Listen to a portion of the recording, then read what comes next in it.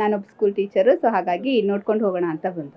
ಫ್ರೆಂಡ್ಸ್ಗಳು ತುಂಬಾ ಚೆನ್ನಾಗಿದೆ.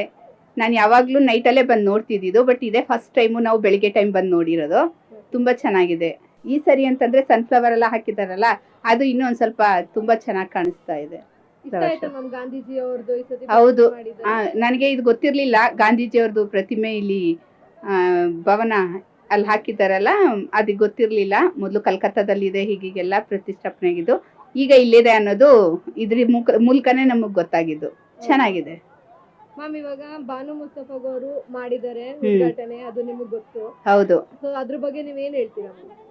ಅಂದ್ರೆ ಬಾನು ಮುಸ್ತಫಾ ಅವ್ರದ್ದು ಒಂದು ಒಳ್ಳೆ ಪ್ರತಿಭೆ, ಅವರುವೆ ಒಳ್ಳೆ ಸಾಹಿತಿ. ಸೊ ಅವರು ಬಂದು ಉದ್ಘಾಟನೆ ಮಾಡಿದ್ದು ನಮಗೂ ಎಲ್ಲ ಸಂತೋಷನೇ. ತುಂಬಾ ಚೆನ್ನಾಗಿ ಅವರು ಉದ್ಘಾಟನೆ ಮಾಡಿದ್ದಾರೆ.